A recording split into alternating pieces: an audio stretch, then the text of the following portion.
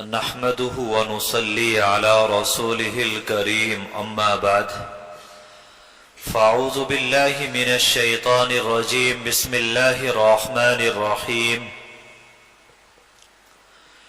ويسألونك عن الروح قل الروح من أمر ربي أو كما قال الله تبارك وتعالى اللهم صل على سيدنا محمد وعلى آل سيدنا محمد وبارك وسلم۔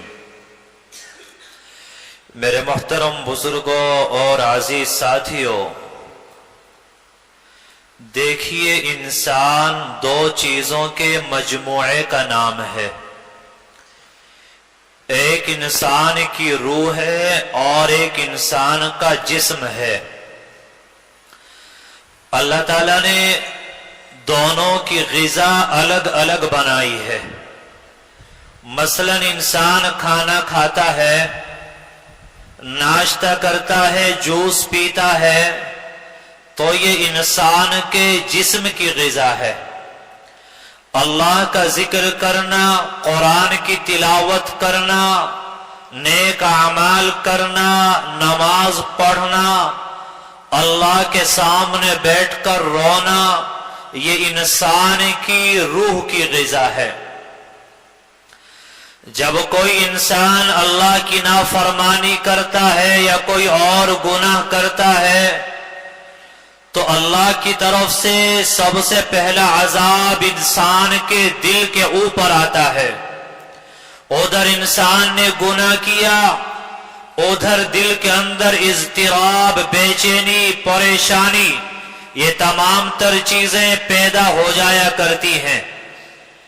مثال کے طور پر کوئی انسان موبائل پر فلم دیکھ رہا ہے یا اپنی نظر خراب کر رہا ہے تو اللہ اس کی آنکھوں کو نہیں پھوڑتے۔ کوئی اپنے کانوں سے غیبتیں، دوسروں کی برائی اور گانے سن رہا ہے، اللہ اس کے کانوں کو نہیں کاٹتے۔ زبان سے جھوٹ بول رہا ہے، دھوکہ دے رہا ہے، اللہ زبان کو نہیں کاٹتے۔ لیکن جیسے انسان گناہ کرتا ہے، اللہ کی نافرمانی کرتا ہے، گناہ کرنا تو بہت دور کی بات ہے، جیسے انسان گناہ کرنے کا پختہ عزم اور ارادہ کر لیتا ہے، فوراً اللہ کی طرف سے اس کے دل پر عذاب آ جاتا ہے، دل کی دنیا اجڑ جاتی ہے، چین اور سکون برباد ہو جاتا ہے، پریشانیاں اور حالات وہ اس کا احاطہ کر لیتی ہیں۔ اللہ تعالیٰ نے زندگی گزارنے کے دو طریقے بتائے، ایک ہے نظر کی زندگی گزارنا، ایک ہے خبر کی زندگی گزارنا۔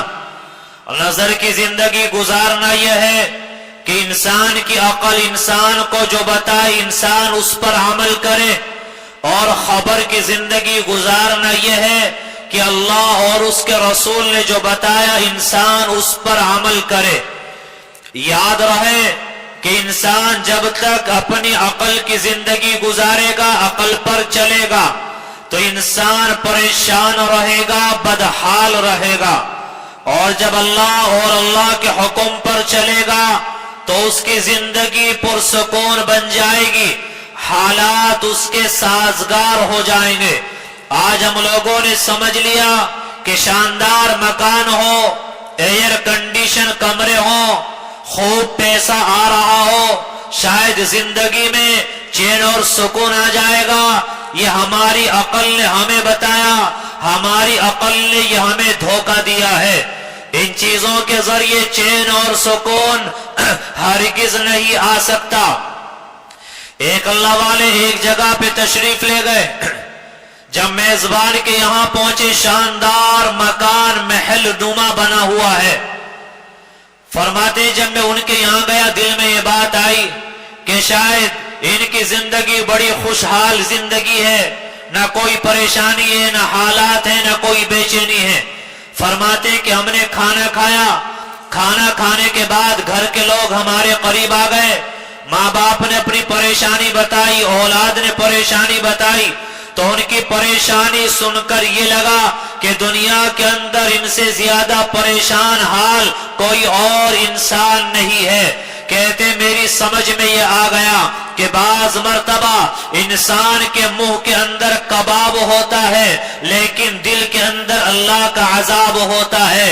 اس وقت میں انسان یہ تمنا کرتا ہے کہ کاش میرے منہ کے اندر سوکھی روٹی ہوتی لیکن دل کے اندر قرار ہوتا، اطمینان ہوتا، چین اور سکون ہوتا۔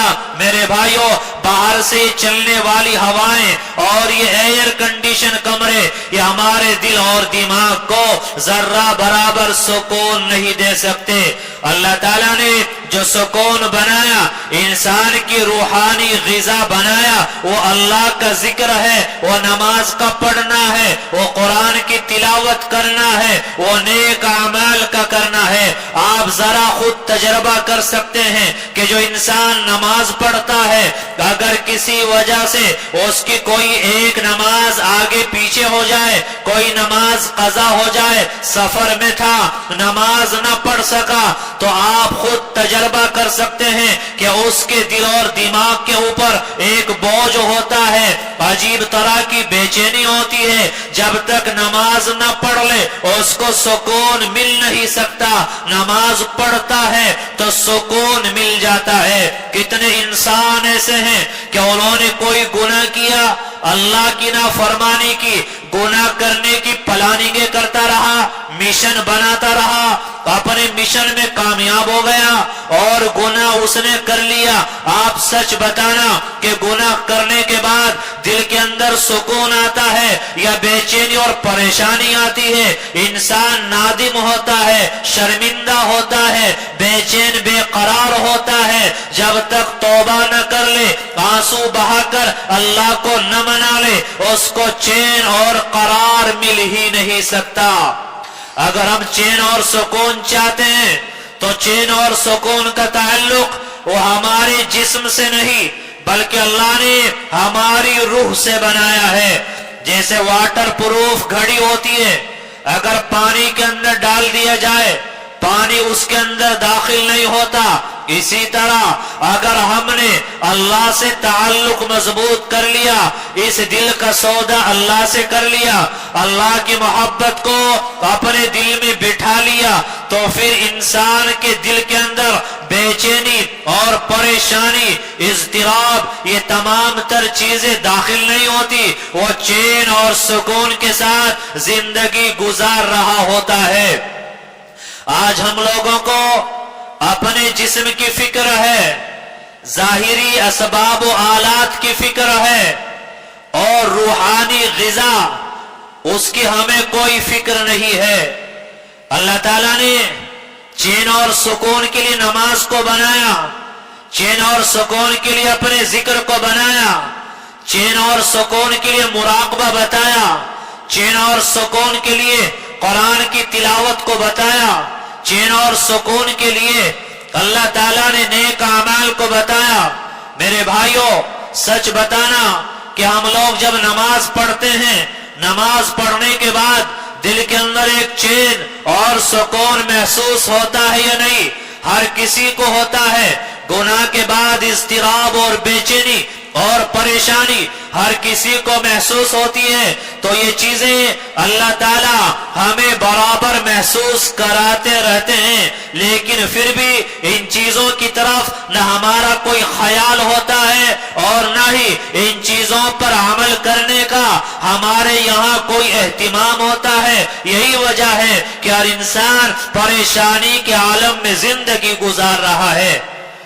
انسان گناہ کرے اور اس کو چین اور سکون مل جائے، انسان گناہ کرے، اللہ کی نافرمانی کرے اور وہ اطمینان سے زندگی گزار لے، سوال ہی پیدا نہیں ہو سکتا۔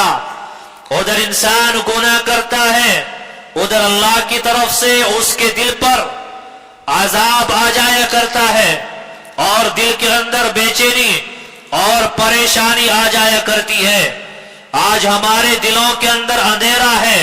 آج نیک اعمال کرنے کے بعد ہمیں خوشی محسوس نہیں ہوتی اور گناہ کرنے کے بعد ہمیں احساس ندامت نہیں ہوتا، شرمندگی اور پچھتاوا نہیں ہوتا، احساس نہیں ہوتا، کیونکہ دلوں کے اندر اندھیرا ہے۔ جب انسان کوئی گناہ کرتا ہے تو گناہ کرتے ہی اللہ تعالیٰ کی طرف سے عذاب آنا شروع ہو جاتا ہے۔ ادھر کسی مسلمان نے گناہ کیا، ادھر پہلا عذاب یہ آتا ہے کہ اللہ ایسے انسان کو مناجات کی لذت سے محروم کر دیا کرتا ہے۔ ایک مسلمان کے لیے اس سے بڑی کوئی سزا نہیں ہو سکتی کہ اللہ تعالیٰ اس سے ناراض ہو جائیں، اللہ مناجات کی لذت سے اس کو محروم فرما دیں۔ ایک واقعہ لکھا ہے کہ بنی اسرائیل کے ایک عالم تھے، ان سے کوئی گناہ ہو گیا، اپنے علم کی وجہ سے جانتے تھے کہ ہر گناہ پر اللہ کی طرف سے کوئی نہ کوئی سزا ملتی ہے اور کوئی نہ کوئی معاملہ ضرور پیش آتا ہے۔ ایک سال گزر گیا، اپنے معمولات پر غور کیا تو معمولات برابر چلتے ہوئے نظر آئے، تو اللہ سے کہنے لگے، اے اللہ آپ کتنے مہربان ہیں کہ مجھ سے گناہ ہو گیا تھا، آپ نے مجھے کوئی سزا نہیں دی اور میرے سارے معمولات وہ برابر چلے آ رہے ہیں۔ اللہ تعالیٰ نے الہام کیا اور کہا کہ میرے بندے ذرا غور کر، آج سے 1 سال پہلے جب تم نے یہ گناہ کیا تھا تو ہم نے تمہیں گناہ کی یہ سزا دی تھی کہ اسی وقت سے ہم نے تمہیں مناجات کی لذت سے محروم کر دیا تھا، آنسو بہانے سے ہم نے تمہیں محروم کر دیا تھا۔ ان عالم صاحب نے غور کیا تو ان کو سمجھ آیا کہ 1 سال ہو گیا اور 1 سال کے اندر اللہ کے سامنے رونا نہیں آیا، میری آنکھوں سے آنسو نہیں نکلے۔ میرے بھائیوں، اگر کسی انسان کی ان 2 آنکھوں کا چشمہ خشک ہو جائے، ان آنکھوں سے آنسو آنا بند ہو جائے، تو اس کو اپنی بدقسمتی پر رونا چاہیے، کیونکہ جس ماں کا جوان بیٹا فوت ہو جائے اس کو رلانا نہیں پڑتا، اس کے دل کو لگی ہوتی ہے، وہ برابر روتی جا رہی ہوتی ہے۔ آج ہم سب یہاں بیٹھے ہیں، دور دراز تک آواز جا رہی ہے، ہم غور کر سکتے ہیں کہ اللہ کے سامنے کب روئے تھے، اللہ کے سامنے آنکھوں سے آنسو کب نکالے تھے۔ جیسے کبھی کبھی چھوٹا بچہ وہ ماں کو پریشان کرتا ہے تو ماں بچے کو 1-2 چپت لگا دیتی ہے، بچے کو مار دیتی ہے، بچہ روتا ہے، رونے کے بعد اس کو سکون ملتا ہے اور وہ بچہ سو جایا کرتا ہے۔ اسی طرح جب کوئی بندہ اللہ کے سامنے روتا ہے، اللہ کے سامنے آنسو بہاتا ہے تو اس کو سکون مل جایا کرتا ہے۔ آج ہم غور کر لیں، کب اللہ کے سامنے آنسو بہائے تھے، کب اللہ کے سامنے روئے تھے، کب اللہ سے ہم نے مناجات کر کے اللہ کو منایا تھا اور آنکھوں سے آنسو گرائے تھے۔ یہ غور کر لیں میرے بھائیوں، یہ ہمارے گناہوں کی سزا ہے جو اللہ تعالیٰ انسان کو پہلے قدم پر دے دیا کرتے ہیں۔ آج کتنے لوگ ہیں جو شکایت کرتے ہیں کہ ہم اللہ کا ذکر کرتے ہیں، ہمیں رونا نہیں آتا، ہم اللہ کے سامنے دعا کرنے کے لیے ہاتھ پھیلاتے ہیں، ہماری آنکھوں سے آنسو جاری نہیں ہوتے۔ یاد رکھنا اس کی 2 وجہ ہے، یا تو انسان کسی گناہ کے اندر مستقل طور پر مبتلا ہے، یا پھر وہ حرام کھا رہا ہے، حرام کھانے کی وجہ سے بھی اللہ انسان کو آنسو بہانے کی نعمت سے محروم کر دیا کرتے ہیں۔ تو یہ گناہ کی پہلی سزا ہوتی ہے جو انسان کو پہلے قدم پر ملتی ہے۔ اور گناہ کی دوسری سزا یہ ہے کہ جب بندہ کوئی گناہ کرتا ہے، اللہ تعالیٰ نیک اعمال کی توفیق چھین لیا کرتے ہیں۔ کتنے مسلمان ہیں جو آج کہتے ہیں کہ جی نماز پڑھنے کو دل نہیں کرتا، قرآن کی تلاوت میں دل نہیں لگتا، دعائیں کرنے کے لیے ہاتھ اٹھاتے ہیں، 1-2 منٹ سے زیادہ دعائیں نہیں کی جاتی اور نیک اعمال نہیں ہو رہے ہیں، نہ معمولات کی پابندی ہے، نہ تسبیحات پڑھی جا رہی ہیں، نہ نیک اعمال کیے جا رہے ہیں۔ کتنی مرتبہ انسان نماز بغیر جماعت کے ادا کرتا ہے، کتنے انسان ہیں جو تہجد پڑھنا چاہتے ہیں لیکن تہجد نہیں پڑھ سکتے۔ یاد رکھنا میرے بھائیوں، یہ کبھی مت سمجھنا کہ ہم نے تہجد نہیں پڑھے، بلکہ یہ سمجھنا کہ اللہ نے ہمارے تہجد پڑھنے کو پسند ہی نہیں کیا۔ کبھی یہ تصور نہ کرنا کہ رات میں ہماری آنکھ نہیں کھلتی، سمجھنا کہ اللہ نے ہمیں اس لائق اور اس قابل بنایا نہیں اور پسند نہیں کیا ہے۔ کتنے انسان ہیں جو تہجد پڑھنا چاہتے ہیں، ارادہ کرتے ہیں، رات میں موبائل پر الارم کئی الارم لگاتے ہیں، موبائل بجتا ہے، آنکھ کھلتی ہے، لیکن تہجد نہیں پڑھ پاتے۔ تو یہ نہ سوچیں کہ تہجد نہیں پڑھے، بلکہ یہ سوچیں کہ میں اللہ کی نظر میں گناہوں کی وجہ سے اتنا گرا ہوا ہوں کہ اللہ نے پسند ہی نہیں کیا کہ اس وقت میں یہ میرا بندہ میرے سامنے آئے، کھڑا ہو، آنسو بہائے اور مناجات کرے۔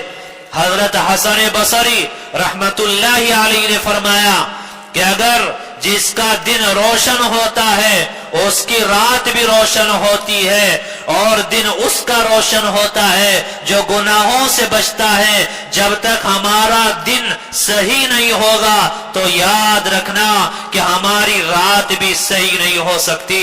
حدیث پاک کے اندر آتا ہے، نبی پاک علیہ الصلاۃ والسلام نے فرمایا کہ اللہ تعالی تہجد کے وقت میں فرشتوں کی 3 جماعتیں بناتے ہیں، اور ایک جماعت سے اللہ فرماتے ہیں کہ جاؤ اور فلا بندے وہ تہجد پڑھتے پڑھتے بوڑھے ہو چکے ہیں، اب وہ بیمار بھی ہیں، طاقت نہیں ہے، جاؤ اگر وہ اٹھنا بھی چاہیں ان کو سکون کی نیند سلا دو، ہم ان کو برابر تہجد پڑھے بغیر بھی تہجد کا ثواب دیں گے۔ یہ ہر بوڑھے کے لیے نہیں ہوتا، یہ اس بوڑھے کے لیے ہوتا ہے جس نے جوانی میں تہجد پڑھی ہو اور تہجد پڑھتا پڑھتا بوڑھا ہو گیا یا بیمار ہو گیا، اب تہجد نہیں پڑھ سکتا، تو اللہ تعالیٰ اس کو تہجد پڑھے بغیر برابر تہجد کا ثواب عطا فرماتے ہیں۔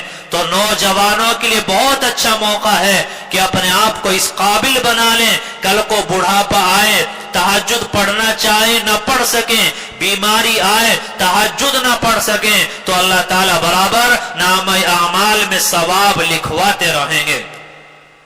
تو یہ تو فرشتوں کی ایک جماعت ہوتی ہے، اور فرشتوں کی دوسری جماعت وہ ہوتی ہے، اللہ تعالیٰ فرماتے ہیں اے میرے فرشتوں جاؤ اور بستی کے اندر فلا بندے اور فلا بندیاں وہ میرے پسندیدہ ہیں، مجھے ان سے محبت ہے، انہیں مجھ سے محبت ہے، اور تہجد کا وقت یہ میرا بالکل خاص وقت ہے، میں اس وقت میں ان کو اپنے سامنے کھڑا دیکھنا چاہتا ہوں، تم جاؤ اور جا کر ان کو اٹھا دو تاکہ وہ تہجد پڑھیں۔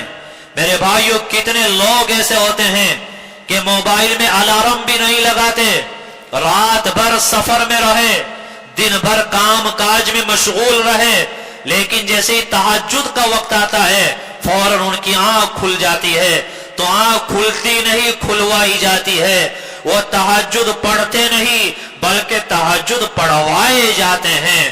آج تو مسجدیں خالی ہو گئی، آج بستیاں اور شہر کے شہر خالی ہو گئے، آج گھر کے گھر خالی ہو گئے، آج کوئی تہجد کا اہتمام کرنے والا اور تہجد پڑھنے والا نظر نہیں آتا۔ اس کا مطلب یہ ہے کہ آج بستیاں کی بستیاں اور شہر کے شہر اللہ کی نظروں سے ایسے گر چکے ہیں کہ اللہ نہیں چاہتا کہ کوئی آئے میرے سامنے کھڑا ہو اور وہ مجھ سے فریاد کرے، یہ گناہوں کی وجہ سے ہوتا ہے۔ بات سمجھ میں آ رہی ہے؟ تو یہ کون سی جماعت تھی؟ جن کو اللہ تعالیٰ دیکھنا چاہتے ہیں تو فرشتوں کے ذریعے اٹھوا دیتے ہیں۔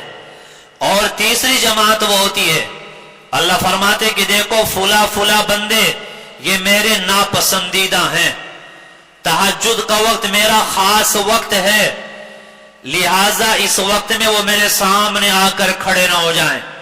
اگر وہ اٹھنا بھی چاہیں تو اٹھنے مت دینا، ان کو سلا دینا. میرے بھائیوں، اللہ کے فرشتے آتے ہیں. رات میں انسان نے الارم بھی لگایا تھا، الارم بج رہا ہے، آنکھ بھی کھل رہی ہے، لیکن تہجد کی توفیق نہیں ہوتی، کیونکہ اللہ تعالیٰ نے ہمیں پسند ہی نہیں کیا کہ ہم اللہ کے سامنے جائیں اور 2-4 رکعت تہجد پڑھ کر ہم اللہ کے سامنے آنسو بہا لیں. تو یہ ہمارے گناہوں کی سزا ہوتی ہے. ہم یہ نہ غور کریں کہ ہم تہجد نہیں پڑھتے، بلکہ یہ سوچیں کہ اللہ تعالیٰ نے ہمیں اس قابل، ابھی ہم اللہ کے قابل نہیں بنے ہیں کہ اللہ میں اپنے سامنے ہمارے کھڑے ہونے کو پسند کرے. ابھی ہمارا دن کالا ہے تو رات بھی کالی ہے، اور دن میں جو گناہ ہو رہے ہیں، آدمی رات کو جب سوئے گناہ کر کے سوئے، اللہ کی نافرمانی کر کے سوئے اور ناپاکی کی حالت میں سوئے اور تہجد کی توفیق ہو جائے، یہ بڑی مشکل سی بات ہے. تو میرے بھائیوں، مسجد میں کوئی آتا نہیں، اس کو بھیجا جاتا ہے. میں نے پہلے بھی مثال دی ہے، آپ کے گھر آپ سے ملنے کے لیے بہت سارے لوگ آتے ہیں. بعض ملنے والے وہ ہوتے ہیں کہ آپ نے دروازے پہ ملاقات کی، دعا سلام کی، بات کی، وہ وہیں سے واپس چلے گئے. بعض لوگ وہ ہوتے ہیں آپ ان کو بیٹھک میں بٹھاتے ہیں، چائے پلاتے ہیں. اور بعض مہمان آنے والے وہ بھی ہوتے ہیں جو ڈائریکٹ آپ کے گھر میں جاتے ہیں. بس آپ کی بیوی کے بھائی ہیں یا آپ کے ماموں ہیں یا آپ کے بہنوئی ہیں، وہ ڈائریکٹ آپ کہاں جاتے ہیں؟ آپ کے گھر میں جاتے ہیں. تو بتائیے، آپ کے دروازے پر آنے والے تو بہت ہیں، لیکن کیا ہر کوئی آپ کے گھر اندر چلا جاتا ہے؟ ہر کوئی نہیں جاتا. جو آپ کا خاص ہے، جو آپ کا پیارا ہے، جو آپ کا قریبی رشتہ دار ہے، جس سے آپ کو محبت اور لگاؤ ہے، وہی آپ کے گھر میں اندر انٹر ہوتا ہے. اسی طرح سمجھ لیں، اللہ کے بندے تو بہت سارے ہیں، لیکن اللہ کے گھر میں ہر کوئی آ جائے گا؟ نہیں، ہر کوئی نہیں آ سکتا. اللہ کے سامنے ہر کوئی کھڑا ہو کر تہجد پڑھ لے گا؟ ایسا نہیں ہو سکتا. آج کل تو ہم بہانہ بناتے ہیں کہ جی دن بھر مزدوری ہے، محنت اور مشقت کے کام ہیں، آنکھ نہیں کھلتی. میرے بھائیوں، نبی علیہ السلام سے زیادہ کام کون کر سکتا ہے؟ اللہ نے قرآن میں فرمایا، ان لک فی النہار سبحا طویلا. اے پیغمبر، آپ رات میں کھڑے ہوئیے، تہجد پڑھیے. یا ایھا المزمل قم اللیل الا قلیلا. پیغمبر، آپ رات میں کھڑے ہوئیے، آپ تہجد پڑھیے. کیوں؟ کیونکہ آپ کو دن میں بہت زیادہ کام کرنے ہیں. سمجھنا، ہمارے یہاں تو کیا ہے بھائی، رات میں سو جاؤ، پوری رات سو جاؤ، کل دن میں آپ کو بہت زیادہ کام کرنا ہے. اللہ فرما رہے، اے میرے پیغمبر، آپ رات میں کھڑے ہو جائیے، تہجد پڑھیے، کیونکہ آپ کو دن میں تیرنا ہے. دیکھیں، ایک ہوتا ہے پیدل چلنا. اگر آپ پیدل جا رہے ہیں، آپ تھک گئے، آپ راستے میں بیٹھ سکتے ہو. ایک ہوتا ہے تیرنا. اگر آپ پانی میں تیر رہے ہو تو کیا رک سکتے ہو؟ اگر رک گئے تو ڈوب جاؤ گے. تو یہاں یہ مثال اسی لیے دی کہ آپ کو دن میں تیرنا ہے، یعنی بغیر آرام کیے، ٹھہرے بغیر آپ کو بہت سارے کام کرنا ہے. اس لیے آپ رات میں کھڑے ہوئیے اور تہجد پڑھیے. اور میرے بھائی، آپ تہجد کی برکات بھی دیکھیے. اگر رات میں آدھا گھنٹہ ہم اللہ کے سامنے لگا دیں تو ہمارے 24 گھنٹے کے کام بنتے چلے جائیں گے. تو پیغمبر سے کہا گیا، آپ کھڑے ہوئیے، آپ پڑھیے تہجد. آج شاندار شاندار ہمارے مکان ہیں، لیکن کوئی جگہ ایسی نہیں جہاں تنہائی میں آدمی مصلی بچھا کر اللہ کے سامنے آنسو بہا لے. آج مکان بنائے جاتے ہیں، بیڈ روم الگ ہوتا ہے، اور کھانا کھانے کا کیا بولتے ہیں، ڈرائنگ روم، وہ الگ ہوتا ہے، ٹی وی روم الگ ہوتا ہے، اور ہر چیز الگ الگ بنائی جاتی ہے. لیکن 2-4 فٹ کی ایسی جگہ نہیں ہوتی جس کو ہم نے عبادت کے لیے بنایا ہو کہ ہمارے پیچھے ہمارے گھر کی مستورات اس میں نماز پڑھ لیں، عبادت کر لیں، اور رات میں ہم تہجد پڑھ لیں، اللہ سے مناجات کر لیں، مراقبہ کر لیں اور اللہ کو منا لیں۔ ایسی جگہ کسی کے گھر میں نہیں ملے گی۔ میرے بھائیو، حالات بنتے نہیں ہیں، ہمیں بھی کچھ کرنا پڑے گا۔ تو یہ نہ سوچیں کہ ہم تہجد نہیں پڑھتے، بلکہ یہ سوچیں کہ اپنے گناہوں کی وجہ سے، اللہ کی نافرمانیوں کی وجہ سے ہم اللہ کی نظر میں اتنے گر چکے ہیں کہ اللہ یہ چاہتے ہی نہیں کہ اس وقت میں ہم اللہ کے سامنے کھڑے ہوں۔ تو ہمیں گناہ چھوڑنا پڑیں گے۔ دین پر تجربہ کرنے کے لیے عمل نہ کرنا چاہیے۔ جب انسان عمل کرتا ہے اللہ تعالیٰ تجربہ بھی کرا دیتے ہیں۔ آپ تہجد پڑھ کر دیکھنا، پھر پورے دن اپنے دل میں نور محسوس کرنا، پھر دیکھنا گناہوں سے حفاظت ہوتی ہے یا نہیں، دل میں قرار اور اطمینان آتا ہے یا نہیں۔ میرے بھائیوں، کتنے احباب ہیں جو ملاقات کرتے ہیں، ہر کوئی شکایت کرتا ہے کاروبار نہیں ہے، نقصانات ہیں، پریشانیاں ہیں، حالات کے شکار ہیں۔ اگر ان سے پوچھا جائے آپ کتنی محنت کرتے ہو، تو ہر آدمی کم از کم 14 گھنٹے 13-12 گھنٹے برابر محنت کرتا ہے۔ کتنے دکاندار ہیں جو فجر کی نماز کے بعد دکان کھولتے ہیں، عشاء تک دکان کھلی رہتی ہے۔ ہر کوئی اپنے اپنے اعتبار سے محنت کر رہا ہے۔ بہت اچھی بات ہے، محنت کرنا چاہیے، اس کا انکار نہیں ہے۔ صرف اتنا کہنا چاہتا ہوں کہ آپ 12 گھنٹے دوڑ دھوپ کر رہے ہیں، محنت کر رہے ہیں، اللہ کے واسطے رات میں آدھا گھنٹہ مصلی پر محنت کر لو۔ 12 گھنٹے وہاں محنت کی ہے نا، تو آدھا گھنٹہ کہاں، مصلی پر محنت کر لو، اللہ سے مانگ لو۔ آج امت نے اللہ سے مانگنا چھوڑ دیا۔ اگر میں سوال کروں کہ 24 گھنٹے میں ایسا کون بندہ ہے جس نے اللہ تعالیٰ سے لگاتار 15-20 منٹ دعا مانگی ہو، تو پورے مجموع میں ایک بندہ بھی نظر نہیں آتا۔ اللہ سے مانگنا چھوڑ دیا۔ فرض نماز پڑھتے ہیں تو امام کے لیے حکم یہ بہت مختصر دعا ہو، لیکن بھائی سنتیں پڑھنے کے بعد، نفل پڑھنے کے بعد ہم دعائیں کر سکتے ہیں۔ رات کو اپنے گھر میں آپ گئے ہیں، سونے سے پہلے وضو کر کے 2-4 رکعت صلاۃ الحاجت پڑھیں، اور 20 منٹ آدھا گھنٹہ جب تک ہو سکے زیادہ سے زیادہ دعاؤں کا اہتمام کریں۔ میرے بھائیو، یاد رکھنا، ہماری سب سے بڑی طاقت وہ ہمارا مصلی ہے۔ اگر مصلی مضبوط ہو گیا تو دنیا کی بڑی سے بڑی طاقت، آپ کے بڑے سے بڑے دشمن، آپ کے بڑے سے بڑے مخالف، وہ آپ کا بال بھی بینگا نہیں کر سکتے۔ آج تو مصلی ہی سے رشتہ ہمارا کمزور ہے، تو ہمیں رشتہ مضبوط کرنا پڑے گا۔ آج کل رات بہت لمبی ہو رہی ہے۔ پیغمبر علیہ السلام نے فرمایا، لا ثمرۃ بعد العشاء، عشاء کی نماز کے بعد کوئی بات چیت نہیں۔ عشاء کی نماز پڑھو، بیوی بچوں کے ساتھ کوئی کام ضرورت کی بات کرنا ہے کرو، باقی لیٹ جاؤ۔ آپ اس پیغمبر کی اس حدیث پر عمل کریں۔ عشاء کے بعد وضو کر کے لیٹیں، اللہ سے دعا کر کے لیٹیں، اللہ جی تہجد کی توفیق دے دینا، درود شریف پڑھتے پڑھتے استغفار کرتے کرتے آپ سو جائیے، عشاء کے فوراً بعد سو جائیے، الارم بھی نہ لگانا۔ جب تہجد کا وقت آئے گا اللہ تعالیٰ خود اٹھا کر کھڑا کر دیں گے، بندے کھڑا ہو جا اور مصلی کو سنبھال لے۔ لیکن آپ دیکھیں عشاء کی نماز کے بعد کیا اس حدیث پر آج اس امت کا عمل ہے؟ سفید سفید داڑیاں ہو گئی، موبائل لیے بیٹھے ہیں، 60-70 سال کی عمر ہو گئی، وہ ناٹک آیا ہے آج کل، کیا نام ہے اس کا، وہ بڑے بڑے داڑھی، اور اس دیکھنے کو گناہ بھی نہیں سمجھ رہے ہیں۔ کیا نام ہے اس کا؟ وہ ناٹک چل رہا ہے نا، بہت زمانے سے چل رہا ہے ایک،